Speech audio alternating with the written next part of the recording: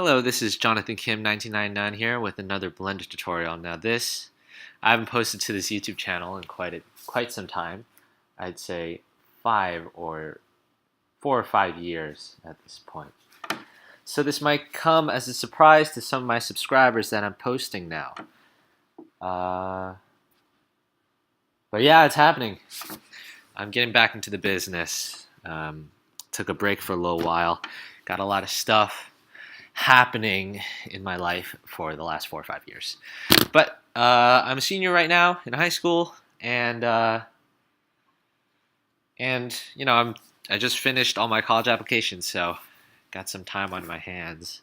And today I'll be teaching you guys how to make something, a freestyle render such as this one. I posted this on my website, blendermentor.org. You can find it right here. Oh, no, we'll get to that later.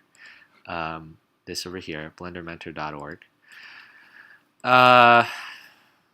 Yeah, so go to that website. You can get a free download of the file that I'm working with on that website.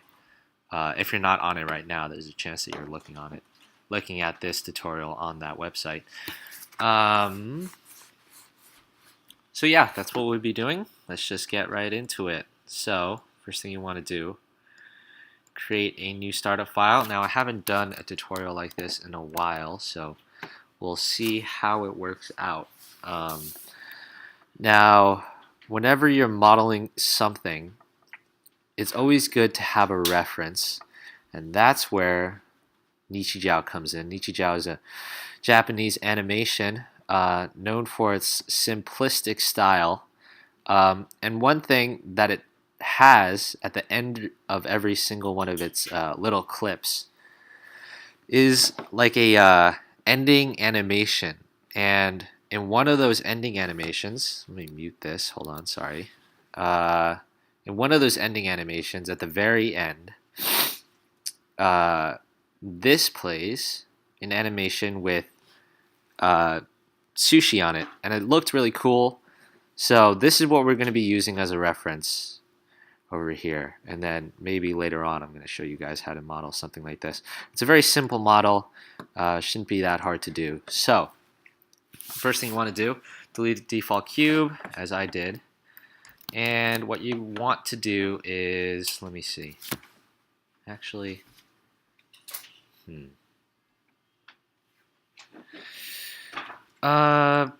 okay, yeah, so what we want to do is first add a cylinder. This is going to be used as the base mesh for a plate. Oh, one thing I forgot to do. Let me do this right now. What is it called? Key. I want to show you guys what key presses I'm using. You know what? I'm going to pause the recording to do this. Okay, so it should be working now. Yeah, it looks like it is. This over here is an indicator of which keys I'm pressing, so that way you can follow along more easily. So let's just start over. First thing you want to do, press Shift A to add a cylinder, and we're going to be using this to model the dish that is visible right here. Now I have two options here. I can model what's on my website, or I can model this. I'm going to model what's on my website because even though this is much simpler, I feel like it could be, yeah, since I posted this, I might as well show you guys how to do that. So first thing you want to do, go into edit mode by pressing tab to go into edit mode. Size this down a bit on the Z axis, press S and Z to do that. So S is the sizing tool, and in order to size on a specific axis, you just press the letter that corresponds to that axis. So Z sizes down on the Z axis, X sizes down on the X axis or up, and Y sizes on the Y axis. So I just sized it down to a reasonable level, maybe size it down a little bit more. And then from here, we just want to really quickly create a little dish. So what we're going to do is we're going to extrude this out and size it up a bit. This is going to act as the rim of our dish. Maybe bring that up a little bit more. As you can see, so this thing over here, that's going to act as the base of our dish. This is going to be the ring of our dish, the rim of our dish. Size that up a bit. Yeah, okay. Extrude that one more time. Extrude that once more. So in order to add a little bit of depth, and then over here, just going to start bringing it in a little bit. Let's try something like that. Yeah, something like that. And then notice in the middle, usually dishes kind of have like a little imprint. So we're going to try bringing this down. Let's see how far we can bring it down. About there. So let's bring it up a little bit more. Okay, bring it up a little bit more. And then we're going to create that imprint I was talking about. Let's see how big I want it. Maybe I want it a little bit smaller. No, yeah. There you go. And the way we create that imprint is we just extrude and then size down a little bit. Oh, actually, one thing I forgot to do. Let me undo that. One thing we could do, it's not very necessary, but we can add something called a subsurface modifier. What this will do, sorry, it's called subdivision surface now. And what this will do is it'll just subdivide the mesh to make it more high poly and make things much smoother than they already are. So once we do that, we can let me actually bring down the bottom of this because it's interfering with the rest of my mesh. So right now I just pressed C so I can select my face. Let me go into side view orthographic. What that allows me to do is it allows me to view this mesh from a completely sideways view. Just oh, and let me try bringing this up as well so that this doesn't interfere with my selection process. I hope you don't hear my mom in the background. She's making a lot of noise. Mom. Hello, Mom. Please stop doing that. Thank you. There you go. She just said hi to you guys. Yeah, let's try bringing that down a little bit. Just so that I can move this down as well.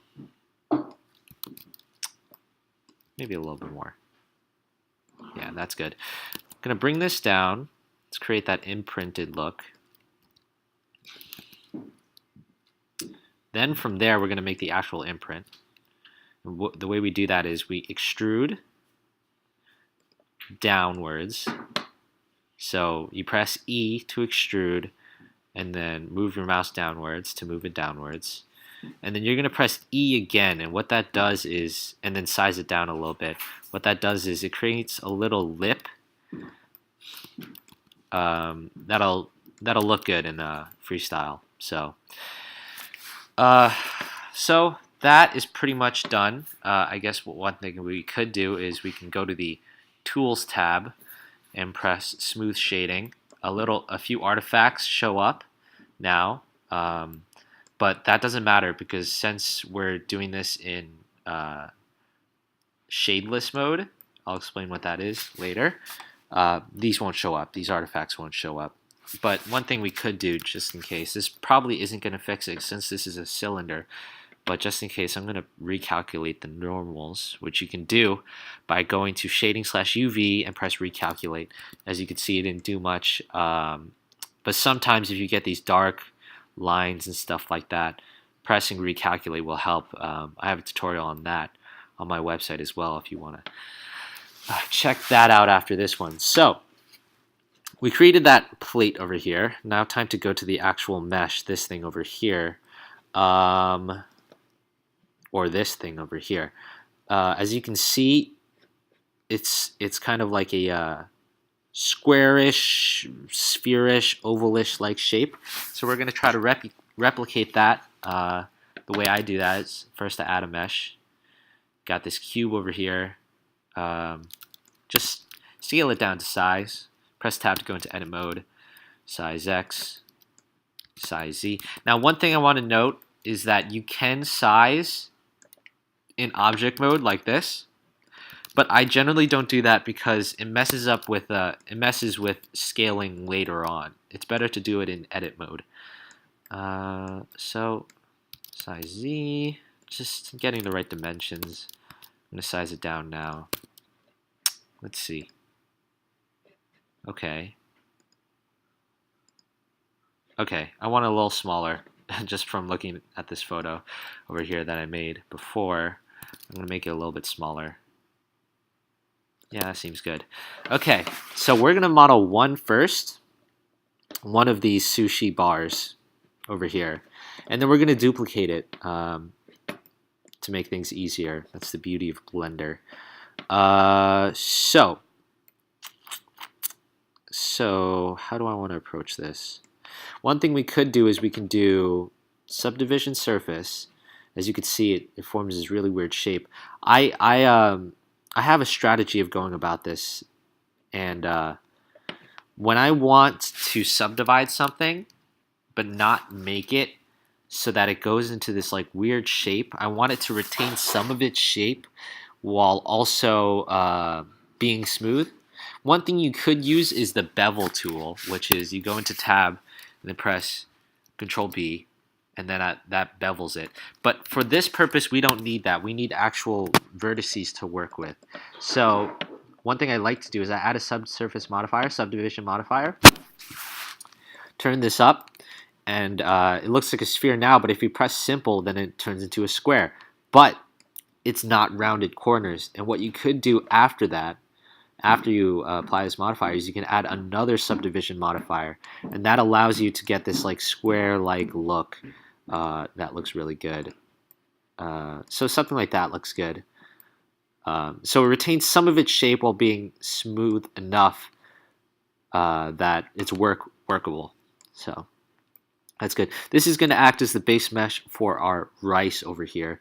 I just noticed the rice in the pictures. I should look at my references more often. The rice in the pictures is a little bit thinner, so I'm gonna scale this down a bit. Yeah, sure. Yep. Okay. So now we got a base mesh to work with. You got to apply these modifiers. Oh, actually, I'm gonna undo that. One thing I'd like to do, I haven't seen anyone do this. This is just me. Whenever I'm working with a model and I feel like there might be some changes later on down the road, I like to just duplicate my model and then move it to another layer. Oh, it didn't work. Move it to another layer. What that does is it just like gives me a base mesh that is not edited, so that if I ever make mistakes on this mesh, I can just go back and go back to the base mesh without any hassle. So I can apply this, and now this is just like another layer of redundancy, but I mean, I'm safe like that, so whatever.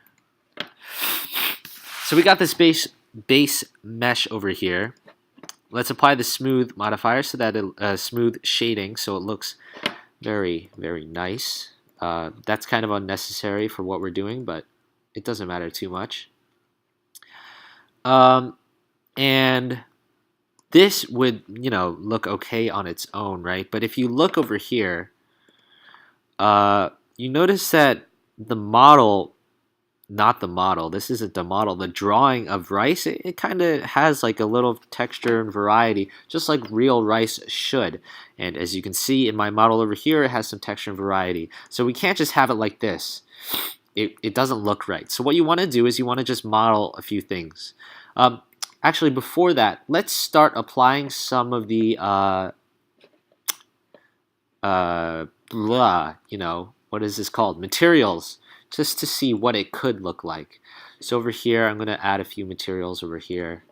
Make sure that the shapes are right and everything. Okay, cool. Okay, cool. So, from here, right now we're going to apply the real shading to both of these. Now, as you notice over here, when you render this, kind of looks like a piece of poop. Not literally, but it looks really bad. That's because, I don't know, Blender renders kind of stupid sometimes. So, in order to achieve the stylized look, there are a few things you need to do. One is you need to have solid colors. This is something that I really like about Nichijou and certain other animes. You know, it's this solid look, this modern kind of look where everything's really clean and cut. And the way you achieve that is through either really clean shading, cell shading, or just through shadeless operation. And the way you achieve the shadeless look is you go here and press shadeless, then it'll just turn your mesh into a shadeless mesh. So that means that it doesn't have any reflections, any aberrations in terms of like light reflecting off of it. It's just one solid color no matter what. So as you can see over here, though, you can't really tell what's the rice and what's the plate because they're the exact same color. So what you want to do is you want to just grab the plate right here. I'm assuming I'm grabbing the plate. Yes, I am. You want to grab the plate right here and just really quickly change the color a little bit. I changed it to a light blue because that's actually the color of this plate over here. So that is quite ideal. I'm just going to compare these two blues. Okay, cool. That looks about the same. And I left this rice to be white because that's the color of rice, obviously. Okay, so that's looking pretty good. Maybe just, I'm going to leave the color for later. These are just placeholders. We're going to edit those colors. So, going back to the mesh. Over here, you got this rice over here. Looks pretty cool and all, but it doesn't look like rice. It just looks like a blob. The way we fix this, it needs some variation, needs some aberration. So the way we achieve this, you go into sculpt mode. Now this is something that I was afraid of doing for a very long time because I'm not particularly like, you know, I mean sculpting, it's a tedious task and I've never really like trained myself in it, but for something simple like this, it doesn't matter too much. So first thing you want to do, actually you could just get right into it. What you could do is you could just mess around with all the brushes.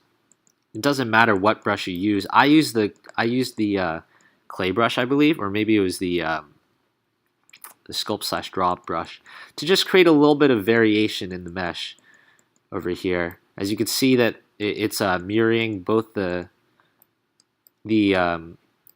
edits I make on this axis over here.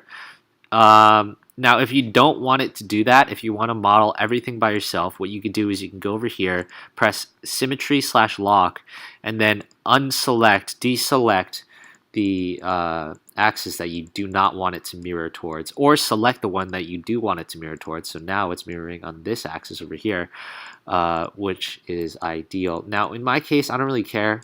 This is fine, in my opinion. Okay, I might have edited it a little bit too much. Let me undo a few things. I wasn't paying attention to what I was doing. I was just talking to you guys. Yeah, let me go back. Okay. Yeah, okay. And then I'm going to start editing from here. Yeah, so all you're trying to do is you're just trying to create a few bumps and variations on the outside of the mesh mostly so that it looks like a piece of rice. Okay, cool. Let's see how that looks. I can see that working out. It's a little bit too much. I think it's okay. I think it's fine. Okay. So once that's done, one thing I'm going to really quick do, I'm going to pop into Freestyle. So Freestyle, it's an attribute of Blender Render and Blender Cycles that just detects the edges of a mesh and just draws lines on them. It's pretty cool. So if we render here, you see it's looking good already. I can see it now. Yeah, okay, that is looking good. Let me view from the camera. Yeah, I can see it coming together. So we got this now, finally. What you want to do from here? What's the next thing we need to model? Ah, the top. That's right. The top of the mesh. So this kind of was improvisation. What you can do right here, just add a cube, size it down on the z-axis, and the x-axis accordingly, just to get it to that right shape. I'm going to move it up here for better visibility. Let's try it a little bit thinner. Cool. Now, since this is like a cartoon, it doesn't matter too much about the scaling. Scaling doesn't matter too much. Something like that. You want it a little bit thinner. Cool. So, from here, obviously, this doesn't look like sushi right now. What you got to do is you got to make it so that it flows with the mesh. What you want to do is you want to press Control-R. If you're on a Mac, I'm not sure what it is on a PC. Just make a few edge loops. I made 4 because if you look at the reference photo, that's exact. Oh, actually, there's 3. Well, it looks better with 4 in my opinion. So, so we're going to use 4. So once we do that, one thing we could do, just to add natural curvature, we grab this face over here, and if we press O, then it turns on proportional editing, which makes it so that the mesh flows as you move. So without proportional editing, if we move this down, it only moves this face. But if we turn on proportional editing, move it down, as you can see, the rest of the faces are moved as well. So what we're going to do is we're just going to mess with this a little bit. Try maybe turn it up a little bit more. Cool. And you can see this is not how the sushi looks. So we're going to rotate it on the x-axis a little bit, just to give it that, you want to make it look like a bridge, or however you want it to look, really. Okay, that looks good. I'm going to size it on the x-axis because it's a little bit too wide. I think it is a little bit too wide. Let's see. Okay, it's okay. It's fine. Okay, cool. So now we're going to add the material to this. Let's try a red material. Shadeless. One thing you could do if you want the exact color, like literally the exact color as the one here, you could download, like take a screenshot of this and then go into the UV editor, pull up that image, and then use the dropper tool, which is this over here. This is something that I found out about a few months ago, and it's like really useful. I wish I knew about it before. And you just, using that, you could hover over anything and take the color off of that. But that right now is not what I'm going for. I'm just going for a basic look. So I'm going to turn this up a little bit. Turn up the opacity way up, just to see what colors I'm going for here. Okay. Colors, it's a very hard thing to get down sometimes. So that looks pretty close. That's color. It's actually one of the most important things when it comes to renders like this, because everything depends on the color. There are no shading values. Literally, the entire look depends on color. So, got to get your color fundamentals down. Okay, so we got this. But if you notice when you render it, it doesn't look like what we have here because it has these little lines over here. How do we achieve this? Well, it's easy. You don't need to do any more modeling. Well, actually, you do. You got to add 2 more edge loops over here. Size them up on the x-axis. Turn off proportional editing first. That allows for them to move independently. Something like that. The reason why I'm moving it out so much, I'm going to smooth it now. So if we go over here into edit mode, scroll up, go to the, I believe it's the tool bar, press smooth vertex. We can even do it one more time. No, yeah, once. And press smooth vertex, then it'll just like smooth everything out to make it look a little bit better. Look less like a box. Now over here, we got these 4 little edge loops here. Not edge loops, just edges. By the way, you can select by edge by going into edge select mode. It's on the bottom over here. This is vertex, this is edge, this is face. just select these edges with shift click. I'm pressing shift while clicking to select multiple ones. Right clicking. And then what you can do is you could just mark these as freestyle edges. Press space to bring up that menu. So now, oh, actually, there's one more thing we need to do. We go over here. This is called a line set. In Freestyle, there are certain things that determine where lines should be drawn, and they're like based on a bunch of mathematical algorithms. And each one attributes to certain things. So silhouette, I believe, yeah, it draws borders around the edges of things. Border does a very similar thing. Crease, that draws an edge at a certain... Ooh, I like that look, actually. Maybe I should stick with that. We'll see, yeah, but a crease draws a line at a certain border where a certain angle value is met. And let's see. And edge mark draws the edges that are marked in Freestyle. As you can see now, these lines are shown up. But one thing I want to do is I don't want to remove all these other lines. So one thing I'm going to do, I'm going to add crease again. I'm going to add line set again. And I'm just going to uncheck all of these boxes. So this one over here, that was a line. Whoa. Now that looks pretty cool. I wish I could keep that. But that is not what I advertised on my website. So we're not going to do that for now.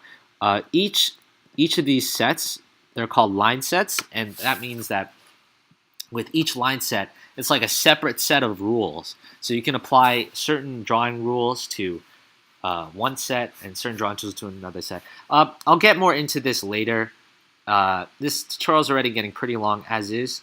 I'll discuss freestyle line sets in a later video. Remember to subscribe to my blog to see that. But for now, we're just going to do this sushi thing. So right now, I'm just selecting edge mark, and what that does is it allows these lines to show up without editing any of the others, which is pretty cool. All right, so we're on the right track. I just noticed it still is a little bit too thick, the rice. So I'm going to go into here, pop into edit mode, just size that down a bit. Yeah, I think it was at least. Yeah, I think so. So one thing we want to do now is just duplicate what we have over here. Press shift click to select more than one object. It's going to move this over here. Just duplicate it. Just like that. Go look at the camera. See how that looks. Alright, looking good now. Looking good, looking good. So, there's that. Sorry, I'm going to get a drink of water real quick. My throat's getting parched.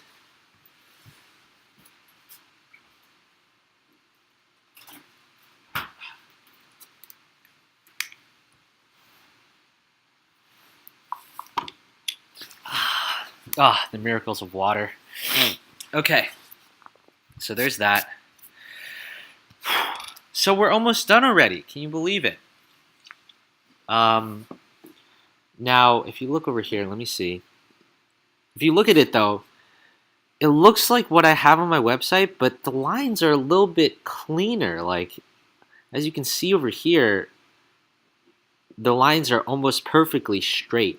That's actually, in my opinion, not what you want. I feel like you want a little bit of variety, a little bit of things to spice up the image. The way you do that, one way you could do that, to add a little bit of artistic style, just go over here. These freestyle line styles, they determine how your line's drawn, and just mess with some of the settings. So, for example, you can add a modifier, a noise modifier over here to make it so that thickness values, like, they change as you go around. Yeah, you can turn down the amplitude over here. That's one thing I did on the render. I think I also I added a geometry modifier to make it so that there's a little bit of noise, a little bit of variation when I'm like making the lines, and that's helpful as well. These are all helpful values.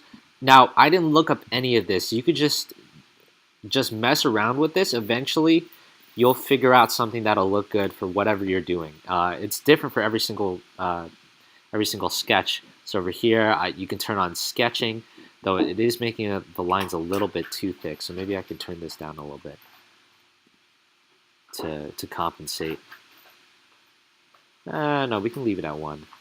So yeah, oh, my computer's getting a little bit loud. Yeah, you can turn on all these different values to achieve some different looks. It's up to you. That is up to you. You can do whatever you want. Okay, so we got these two done. Now for the final finishing touches. For example, the chopstick. Let's just add, the way I did that, I added a cube mesh as a base mesh. And I took it down to size. Press size, shift Y to size it only on 2 axes. Size, shift Y. It only sizes on the Z and X axis. You can do that with any axis. Just size it down. Yep. Something like that. Excuse me. From here, you're just going to model a little bit. Extrude one more time. Maybe size this down a little bit. Okay, that's looking pretty good. A little basic. Oh, it's a little bit too short, actually. So I'm getting the proportions right now, and then, so as you can see, the proportions are right, but it's like way too long, so we're going to size it down a little bit even more. You could size it down like that. Oh, actually, I should follow my own advice. I'm going to size it in edit mode. Size. There you go. Yeah, this over here should be a little bit smaller. Cool. Yeah. Even smaller than that. Yeah, something like that. There you go. So once you do that, you got this little look over here, but still looks a little blocky. So one thing we could do, we could use that bevel modifier that I was talking about earlier. So if you press, I believe it's, select the entire mesh first, Control B, then you can just add a bevel real quick to your mesh. So I'm going to do that real quick. There you go, something like that. Oh, the end is getting a little bit messed up. Yeah, something like this. As you can see now, I wish I could scroll in, but that's going to change things. There's only one face on the side, so you can turn up the bevel by using your scroll wheel. There you go. Okay, that looks pretty good. Looks pretty good. All right, it's a little bit too thick, so I'm gonna size on the X and Y axis. There you go, something like that. Perfect, perfect. Good. I'm going to save this real quick as tutorial plate freestyle. There we go. Oh, how long is this tutorial? Maybe I should start hurrying this up. Like I said, this is the first tutorial I've done in a pretty long time, so if it's too long, you guys let me know. I'll try to shorten it.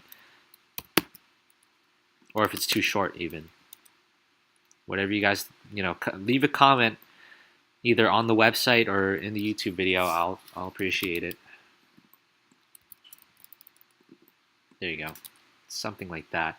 Before I had the chopsticks on this side, and my mom was freaking out because she was like, it's not how chopsticks go, or whatever. I was like, I don't care, but whatever. So, now we got this. We're going to create a material for the chopsticks. Create like a new material. This can be real quick. Just get some color. I don't know how that's going to look. Let's try it.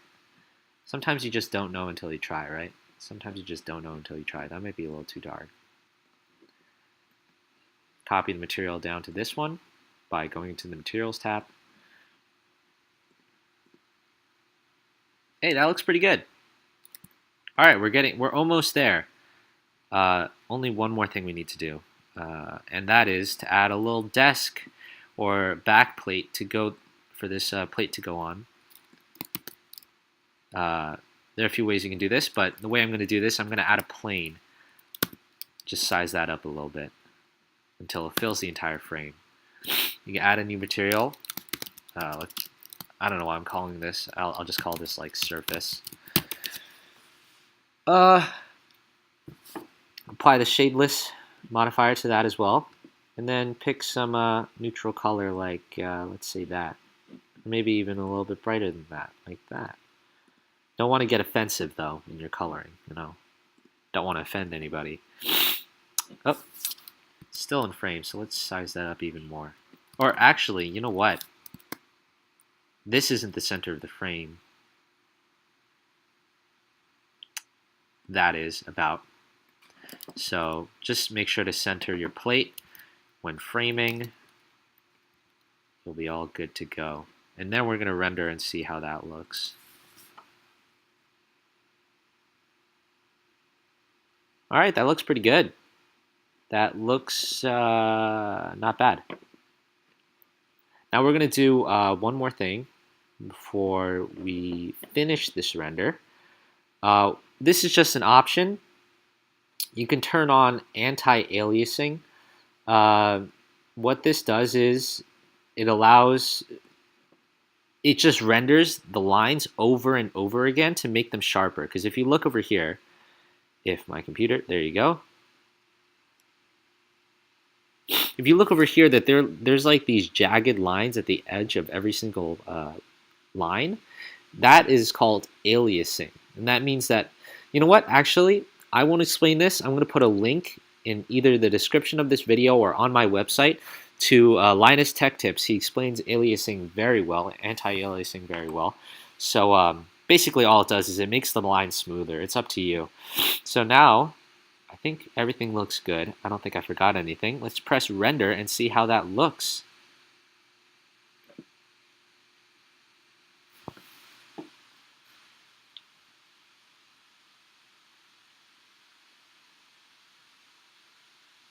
As you can see, the anti-aliasing process is going through right now.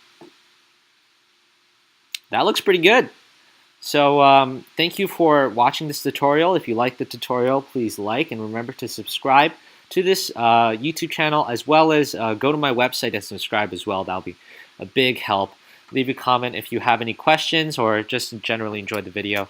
Thank you for watching. This is Jonathan Kim 1999 here, signing out.